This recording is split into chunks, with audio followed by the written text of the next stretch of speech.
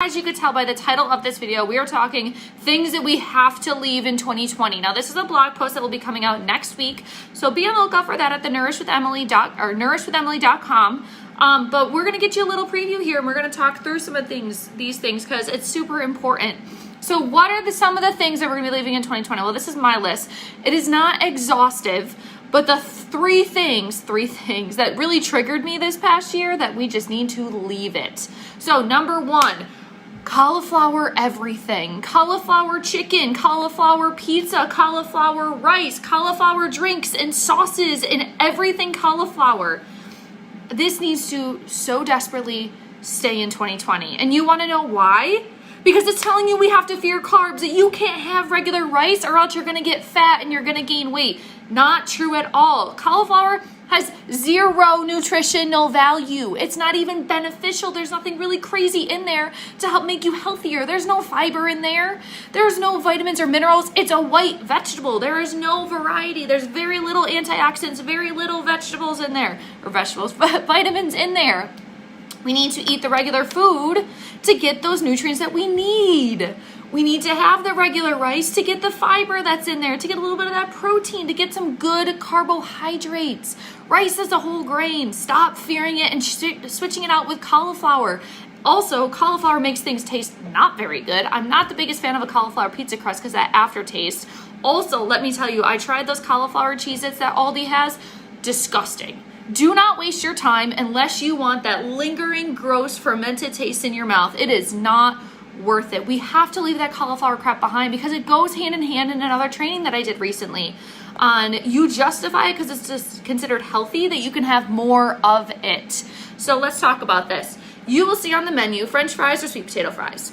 You know you want French fries. You want French fries so bad. We've talked about this before. I know you want French fries so bad, and you can have French fries and lose weight, and I'm going to show you how. So French fries or sweet potato fries. Your immediate instinct is, I want fries, but I'm going to be healthier and go with the sweet potato fries. There is really no nutritional difference between regular sweet potatoes and regular potatoes. So there's the biggest misconception right there. Same amount of fiber, just a little bit different amount of vitamin A. That's why the color is different. So you say, I'm being healthier and I'm picking those sweet potato fries. Just because you've associated that it's healthier, you're suddenly granting yourself permission to eat more of it, to overdo it because it's healthier. There's less of whatever is in there that I shouldn't be having, which is completely false. If you listen to your body, if you listened and you got the French fries in the first place, because I know that's what you wanted, you would have known that they have a little bit higher fat than, anything else normally, but you'd have been more conscious about how many fries that you're eating. If you're having a craving for something, I want you to eat it. I don't want you to say, I'll get the substitute, and then you'll end up eating more of that substitute, which is higher calorie at that point because you're eating more of it, not as nutritious. Whereas if you have that craving, eat the food that you're craving. If you're having a craving for French fries, eat the darn French fries. Don't substitute it with cauliflower fries. Don't substitute it with sweet potato fries because you really want those French fries. Just be conscious of the portion size. Slow down with it. So that's my rant as far as cauliflower. It leaves that gross taste in your mouth. It's not worth it. If you want something, just eat the dang thing. There's really no extra nutritional value. The second thing is overdoing it on shakes and proteins in order to get it, or shakes and smoothies in order to get enough protein into your diet. You can do this without having a shake. And I'm going to walk you through it right now. You can have 2 eggs for breakfast. There's 14 grams of protein with an ounce of cheese. That's another 8 grams of protein. You're already up to 22 grams of protein at that point. Pair with a glass of milk or yogurt and you're easily over 30 grams of protein off of real food that has to be checked by the USDA for certifying what's in there is actually in there, whereas your protein shakes and those supplements, those smoothie things that have those protein powders in there, they are not regulated. You don't know what the heck is in there. There's been so many lawsuits against big supplement companies because of kidney failure, liver failure, diseases coming from overuse of things like Herbalife and stuff like that. Use what you actually need. Hold on, I gotta toss my French fried chicken. Okay. I'm having real chicken tenders for lunch, not cauliflower chicken tenders.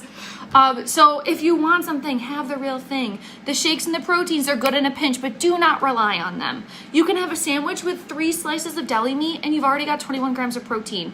You can have a 4-ounce piece of fish with dinner and you've got 30 grams of protein right there. You don't need a supplement, a shake in order to meet your protein goals. It can be a little bit different if you're vegetarian or vegan, but you can still meet those goals without having a shake. Just talk to like one of my clients, Gab. She's plant-based. Talk to my client, talk to Allie. She's plant-based as well. Allie's completely vegan and doesn't use those protein shakes unless she really, really has to. It is possible. They aren't regulated if you're relying on protein powders and shakes. You should really be getting those nutrients from actual food sources. And lastly, can we please leave intermittent fasting in the past? There is no evidence to support that it is better and faster at burning fat than being in a calorie deficit and working out. Intermittent fasting prolongs the whole diet culture issue of we can't eat, we need to lose weight. We can't eat, I need to starve myself to lose weight. And if you're already in a calorie deficit for an extended period of time without doing intermittent fasting, and then all of a sudden you're going to be taking away 300-400 calories from your breakfast and only eating 800 calories because you can only eat lunch and dinner at this point, you are hurting your body more than you are helping it. You are hurting your body more than you are helping it. I want you to eat breakfast within a half an hour to an hour of getting up because you're helping your body and your metabolism to start to run and function. You're warming up your digestive tract. Drink your water. Eat your breakfast. You're going to be more hungry because that's your body telling you that I am hungry. I need more food. We cannot live at 12, 13, 1400 calories alone. You have to eat food. You have to exercise. If you've been trying to lose weight for an extended period of time and cutting back all that you've been eating just to be able to lose weight and you're not losing weight, you're actually gaining weight, then we need to talk.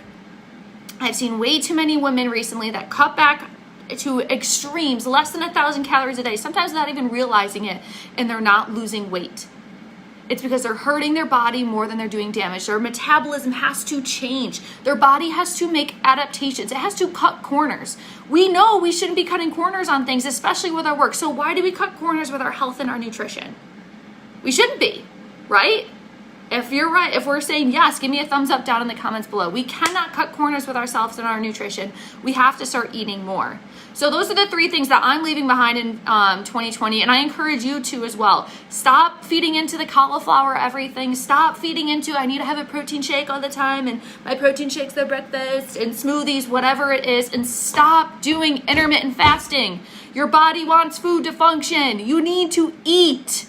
A lot of us here have had eating disorders or disordered eating in the past, and the last thing that we should be doing is telling our body, I'm not hungry. I'm not hungry. I know I'm hungry, but you're not hungry. You don't eat anything. All right, smoke detector's going off. Goodbye.